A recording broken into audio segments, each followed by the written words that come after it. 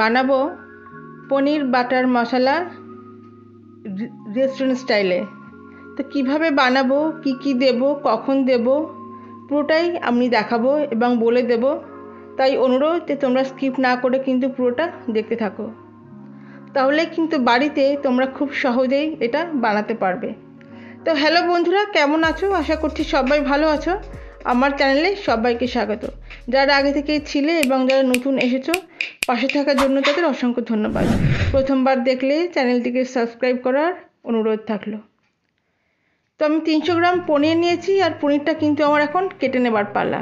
তো দেখে নাও পনিরটা আমি কিভাবে কাটছি।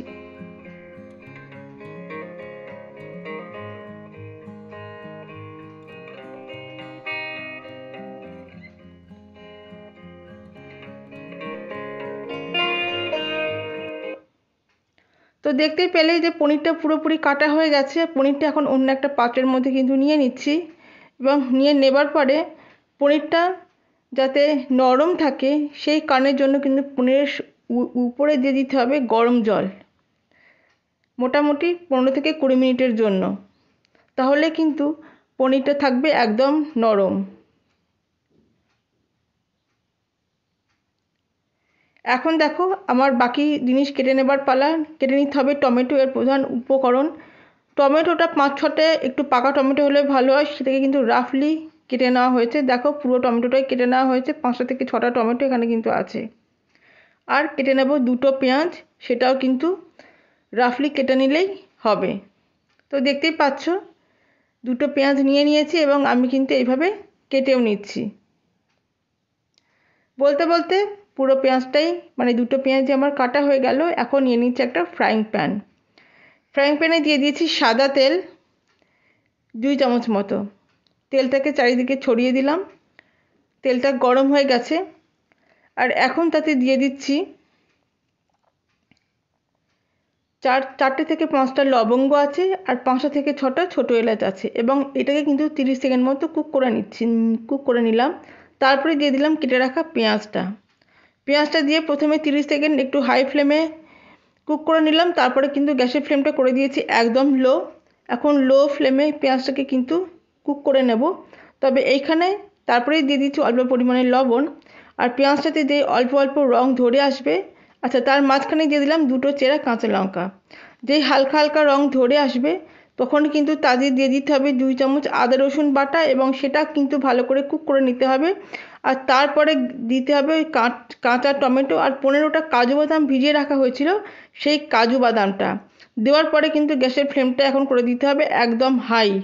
আর এর মধ্যে কিন্তু দিতে হবে 2 চামচ কাশ্মীরি রেড চিলি পাউডার, আর দিতে হবে 8 চামচ ধনে গুঁড়ো। এইভাবে টমেটোটা কিন্তু কুক করে নেবার পরে তারপরে মিডিয়াম ফ্লেমে তারপরে দিয়ে দিলাম পরিমাণ মতো জল, এবং জলটা দেওয়ার পরে কিন্তু 8 থেকে 10 মিনিট কিন্তু কুক করে নিতে হবে মাঝারি আঁচে। দেখো 8 থেকে 10 মিনিট হয়ে গেছে। এখন কিন্তু গ্যাসের ফ্লেমটাকে আমি অফ করে দেব, আর অফ করে দেবার পরে কিন্তু এখন এটাকে ঠান্ডা করতে হবে। তো দেখো ঠান্ডা হয়ে গেছে। এখন এটাকে এর একটা পেস্ট বানাবো, তাই মিক্সিং জারে নিয়ে নিচ্ছি, এবং মিক্সিং জারে নেবার পরে কিন্তু একটা মিহি পেস্ট বানিয়ে নেব।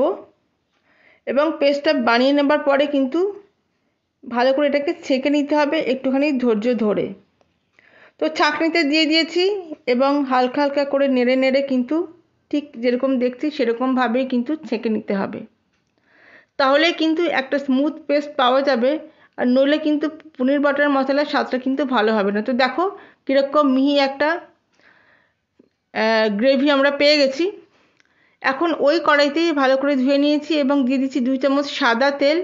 তেলটাকে গরম করে তেলটাকে চারিদিকে ছড়িয়ে দিলাম। এখন দিয়ে দেবো মাখন, আর এখন কিন্তু গ্যাসের ফ্লেমটাকে মাঝারি রেখে মাখনটাকে গলিয়ে নেব। আর তারপরে দিয়ে দিচ্ছি একটা মিহি করে কুচানো পেঁয়াজ। এই পেঁয়াজটা কিন্তু মিহি করেই কুচাতে হবে, এবং তার মধ্যে দিয়ে দিচ্ছি 2 চামচ কাশ্মীরি লঙ্কার গুঁড়ো, আর 1 চামচ ধনে গুঁড়ো।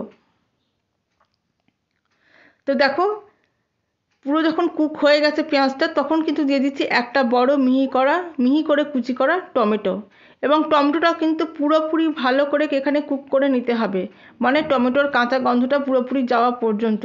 তাই লো ফ্লেমে টমেটোকে বারবার করে নেড়ে কিন্তু কুকটা করে নিতে হবে। তো দেখো সেইভাবে আস্তে আস্তে কুক করে নিচ্ছি এবং টমেটো থেকেও কিন্তু আস্তে আস্তে তেল বেরোতে শুরু করে দিচ্ছে। দেখো টমেটোটা কিন্তু পুরোপুরি কুক হয়ে গেছে। এখন তাতে আমরা দিয়ে দেব ছেঁকে রাখা গ্রেভিটা দেওয়ার পরে দেখো ভালো করে কিন্তু মিশিয়ে নিতে হবে। এখন 5 থেকে 6 মিনিট লো ফ্লেমে কিন্তু রান্না করব এবং 5 থেকে 6 মিনিট রান্না করার মাঝখানে যখন মোটামুটি এটা কুক হয়ে গেছে তখন কিন্তু আস্তে আস্তে করে আমরা বাকি জিনিসগুলো দিতে থাকবো। তো প্রথমে যেটা দিতে হবে সেটা হচ্ছে কেটে রাখা পনিরগুলো।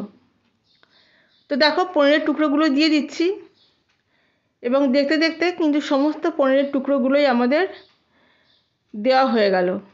এখন পনিরের টুকরোগুলো দিয়ে কিন্তু ভালো করে মিশিয়ে নিতে হবে এবং 3 থেকে 4 মিনিট এটাকে কিন্তু কুক করতে হবে।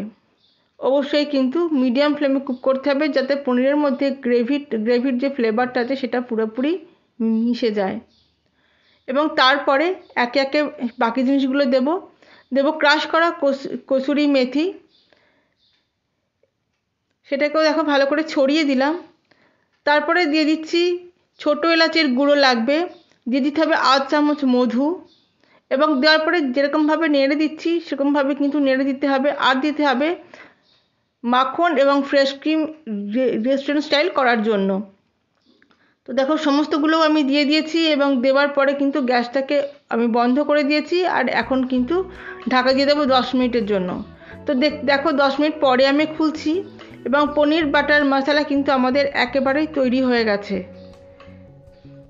এখন কিন্তু আমি সার্ভ করে দেব।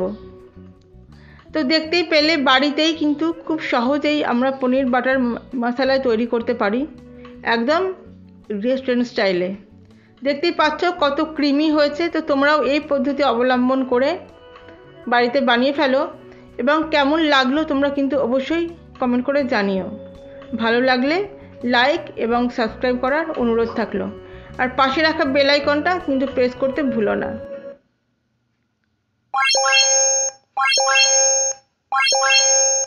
দেখার জন্য রইল অসংখ্য ধন্যবাদ। সবাই ভালো থেকো, আবার ফিরে আসবো নতুন কিছু নিয়ে।